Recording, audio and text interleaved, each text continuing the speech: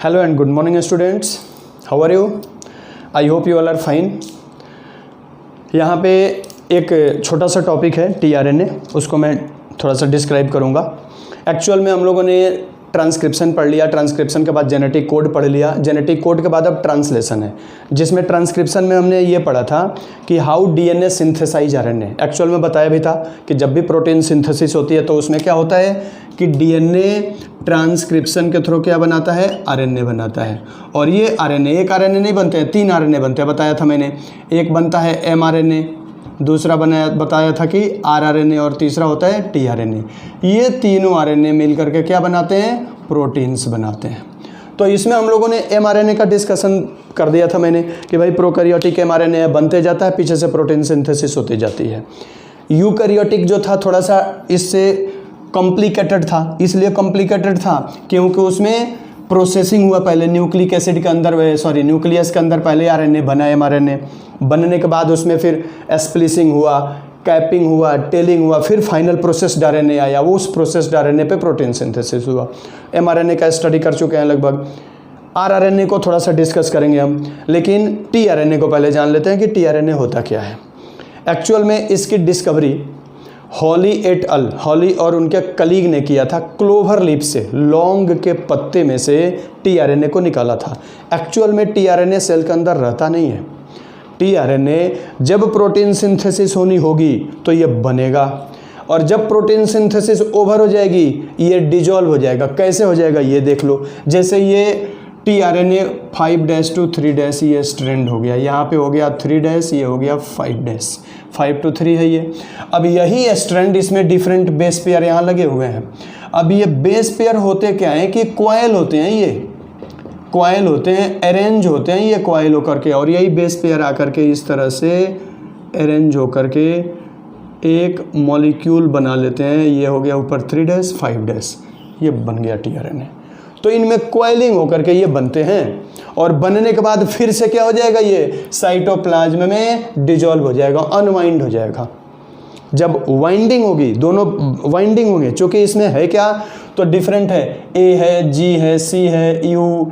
तो जहाँ जहाँ ए और जैसे यहाँ जी है तो इसके सामने सी होगा, यहाँ ए होगा तो यहाँ यू होगा, यहाँ सी होगा तो जी होगा। ये आमने सामने आते जाएंगे, बॉन्डिंग बनती जाएगी, और बॉन्डिंग बनते बनते ये क्या हो जाएंगे, यहाँ पे देखने में डबल स्ट्रैंडेड हो जाएंगे।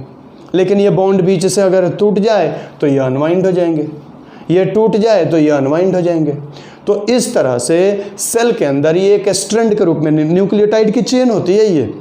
ये चेन जब प्रोटीन सिंथेसिस होनी होगी तो कॉइल होगा, कॉइल होकर टीआरएनए बनेगा ये, और जब प्रोटीन सिंथेसिस खत्म हो जाएगी तो ये कॉइल अनकॉइल्ड हो जाएंगे, और ऐसे ही स्ट्रैंड लाइक या न्यूक्लियोटाइड साइटोप्लाज्म में क्या हो जाएगा, डिस्पर्स हो जाएगा। साइटोप्लाज्म में इस तरह से डिस्पर्स हो जाएगा कि दिखाई नहीं देगा। Hence it is also called soluble RNA.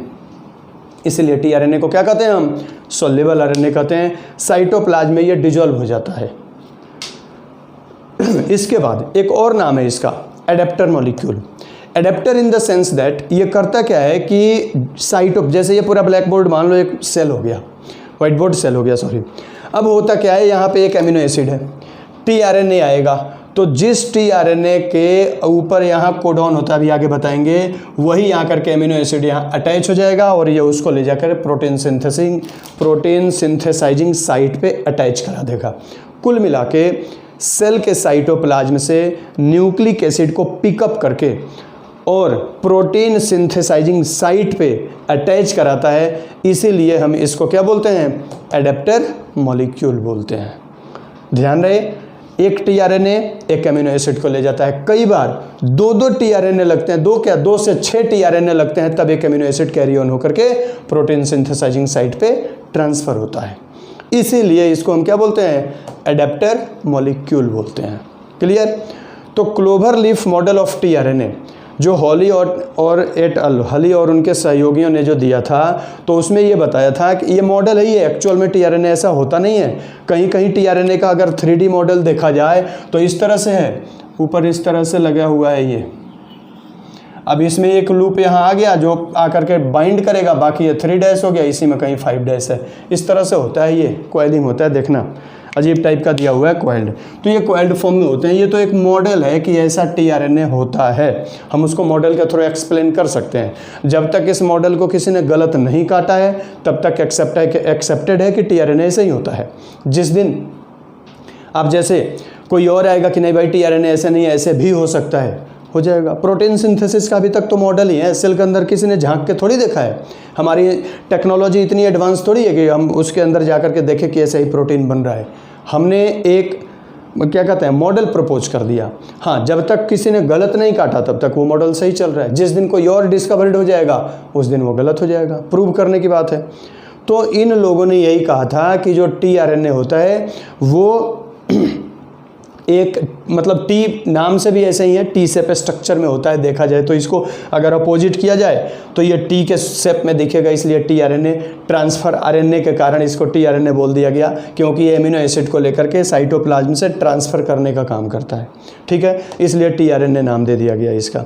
इसमें ये बताया कि 5 आर्म्स होते हैं जो अलग अलग काम के लिए असाइंड होते हैं या अलग अलग फंक्शन के लिए असाइंड होते हैं। इसमें देखा जाए यही कि first, second, third, fourth, 5 arms होते हैं। इनमें से एमिनो एसिड आर्म और एंटीकोडॉन आर्म, ये दो जो होते हैं ये इसके रिकॉग्नाइजिंग साइट होते हैं। Recognising in the sense that अगर ये मान लो एमआरएनए है, इस एमआरएनए के ऊपर AUG मिथियोनिन का ये कोडॉन है, मिथियोनिन का ये कोडॉन है। अब इसके ऊपर अगर मिथियोनिन के ऊपर ये बाइंड करेगा तो वही टीआरएनए बाइंड करेगा जिसके यहाँ पे एंटी कोडॉन में इसका अपोजिट कोडॉन होगा। क्या होगा? तो यहाँ पे A से U, U से A और G से C। जिस कोडॉन के, जिस टीआरएनए के एंटी कोडॉन पे ये UAC लगा होगा वही आकर के यहाँ बाइंड करेगा और वो मिथियोनिन एमिनो एसिड लेके आएगा। कहने का अर्थ ये हो गया कि जो एमिनो एसिड का एंटी कोडॉन होगा वही एमिनो एसिड यहाँ बाइंड होगा, इसलिए रिकॉग्नाइज होगा। तो एक रिकॉग्नाइज करेगा किसके साथ? mRNA के साथ, जिसको बोलेंगे हम एंटी कोडॉन। क्योंकि mRNA पे क्या होते हैं? कोडॉन्स होते हैं। ये mRNA है मान लो, तो mRNA के ऊपर लगे होते हैं कोडॉन्स। अब ये कोडॉन्स जो होते हैं GUA, ये कोडॉन हो गए। अब इस कोडॉन का जो अपोजिट होगा वो क्या कहलाएगा? Anti codon. तो जो इसके अपोजिट का एंटी कोडॉन होगा वही एमिनो एसिड यहाँ बाइंड करेगा। इसीलिए इन दोनों को हम रिकॉग्नाइजिंग साइट भी बोलते हैं। तो एक रिकॉग्नाइज करेगा किसको? mRNA के ऊपर कोडॉन को, और दूसरा रिकॉग्नाइज करेगा अपने एडजेसेंट एमिनो एसिड को, जिसके साथ क्या करेगा? वो बॉन्डिंग बनाएगा या पेप्टाइड लिंकेज बनाएगा। तो इसमें फर्स्ट जो आर्म है, हम सीरियली 1 2 3 4 आर्म करके नहीं बताएंगे। फर्स्ट देखते हैं एमिनो एसिड अटैचिंग साइट। इसका दूसरा नाम है एमिनो एसिड बाइंडिंग आर्म। इसको बोलेंगे हम एमिनो एसिड बाइंडिंग आर्म, भी नाम है इसके। ठीक है, अब ये क्या करता है कि उसी एमिनो एसिड को बाइंड करेगा जिसका एंटी कोडॉन यहाँ होगा। अब एंटी कोडॉन में अभी हमने बताया कि अगर mRNA पे AUG है, कहीं भी एंटी कोडॉन AUG है या GUG है, कोडॉन है ये mRNA के ऊपर के, तो AUG का उल्टा क्या होगा? UAC। तो जिसमें UAC होगा वो मिथियोनिन को बाइंड करेगा। GUG है तो CAC जिसमें होगा वो, जिसका एंटी कोडॉन यहाँ CUC होगा वो किसको बाइंड करेगा? वेलिन को कोड करेगा। जिसका कोडॉन, जैसे मान लो कोडॉन फिनाइलएलेनिन का UUU है तो AAA, जिसमें यहाँ पे एंटी कोडॉन में AAA लगा होगा वो यहाँ बाइंड करेगा। इसलिए इसको रिकॉग्नाइजिंग कहते हैं। तो ये 3' एंड या एमिनो एसिड बाइंडिंग जो होगा वो रिकॉग्नाइज किसको करेगा? एमिनो एसिड को रिकॉग्नाइज करेगा। और जो एंटी कोडॉन होगा वो किसको रिकॉग्नाइज करेगा? Codon of mRNA। फिर से सुन लो, एंटी कोडॉन बाइंड किसको रिकॉग्नाइज करेगा? कोडॉन ऑफ mRNA, यानी mRNA का कोडॉन से जुड़ेगा। और 3' एंड किसको रिकॉग्नाइज करेगा? एमिनो एसिड को रिकॉग्नाइज करेगा जिसका एंटी कोडॉन यहाँ लगा हुआ है। तो ये दोनों एक दूसरे का अपोजिट होते हैं और दोनों को हम रिकॉग्नाइजिंग साइट बोलते हैं। क्लियर? आते हैं फर्स्ट आर्म पे। जो फर्स्ट आर्म है इसको बोलते हैं DHU आर्म। एक्चुअल में होता क्या है कि ये छोटा सा स्टेम होता है जिसको बोलते हैं DHU स्टेम। ये लूप होता है राउंडेड जिसको बोलते हैं DHU लूप। इसमें लगभग 8 से 12 बेस पेयर होते हैं, जैसे 1 2 3 4 5 6 7 8 9 10 11 12 हो जाएगा ये, ठीक है। यहाँ से अगर काउंटिंग करें हम, यहाँ से काउंटिंग करें तो ये फर्स्ट सेकंड थर्ड 4 5 6 7 8 9 10 11 12, ये 8 to 12 बेसेज होते हैं। बेसेज यानी जैसे ये एडिनिन है, यहाँ गुएनिन हो सकता है, या यूरेसिल हो सकता है, यहाँ पे साइटोसिन हो सकता है। ये guanine cytosine adenine uracil purine base, PU for purine base, यहाँ मैंने एब्रीविएशन लिख दिया है, कहीं भी पीयू है तो प्यूरिन है, एडिनिन जैसे प्यूरिन है, तो ये नाइट्रोजनस बेस होंगे। वो बेस क्या करते हैं एक्चुअल में, डाई हाइड्रोयूरिडीन इसका पूरा नाम है, इसका डाई हाइड्रोयूरिडीन, ये डाई हाइड्रोयूरिडीन आर्म है DHU। ये डाई हाइड्रोयूरिडीन जो होगा ये जा करके ये उससे क्या कहते हैं tmRNA से अटैच करने का काम करता है।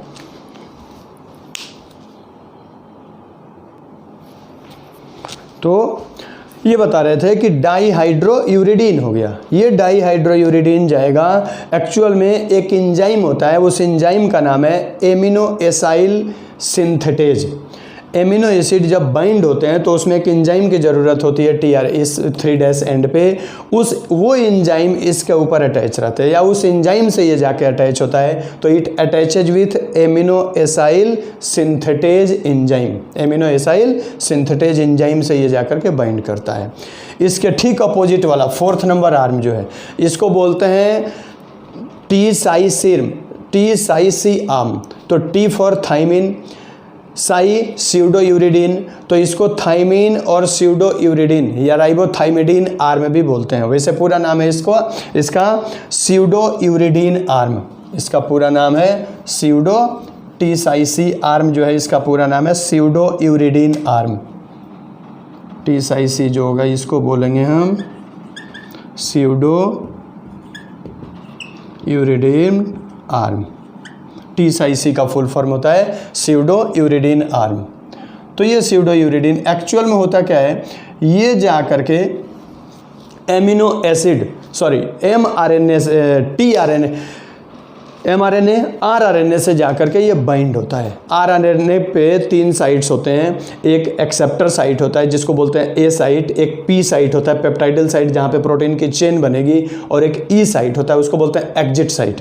तो ये जाकर के उसके A साइट्स पे आएगा और P साइट पे जाके अटैच होगा जिससे प्रोटीन का सिंथेसिस हो सके।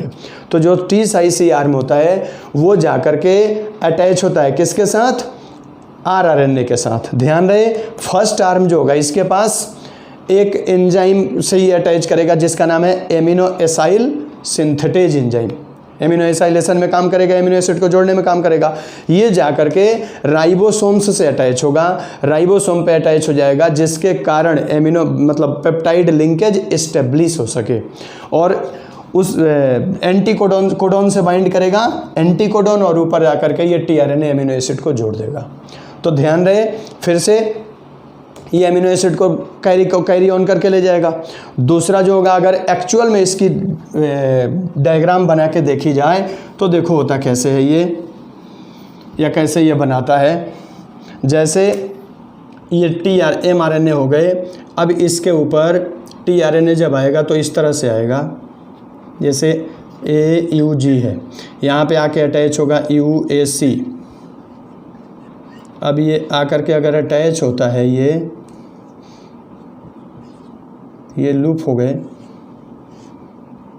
ये एमिनो एसिड बाइंड होगा, ये एमिनो एसिड हो गया, ठीक है। अब यहीं पे रहते हैं mRNA, एक स्मॉलर यूनिट और यहाँ होता है लार्जर यूनिट।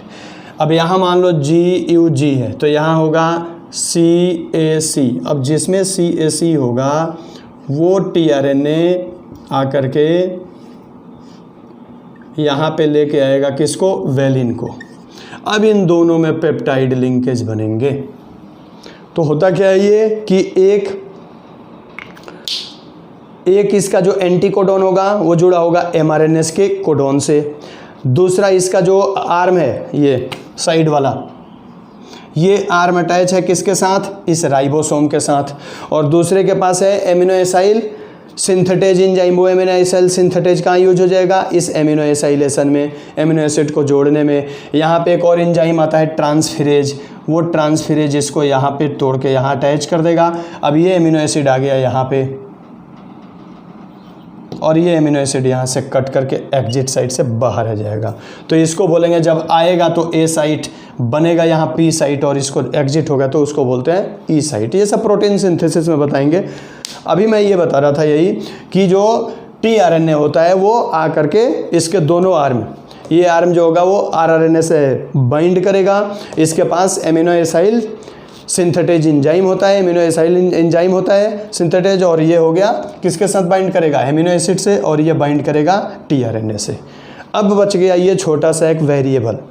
वेरिएबल का काम अभी तक इसके फंक्शन अननोन है, वेरिएबल के जो फंक्शन है अभी तक वो अननोन है, इसके एग्जैक्ट फंक्शन नहीं पता कि होता क्या है। हाँ ये है कि इसमें लगा रहता है ये, लेकिन एक्चुअल में ये करता क्या है अभी तक इसका फंक्शन अननोन है।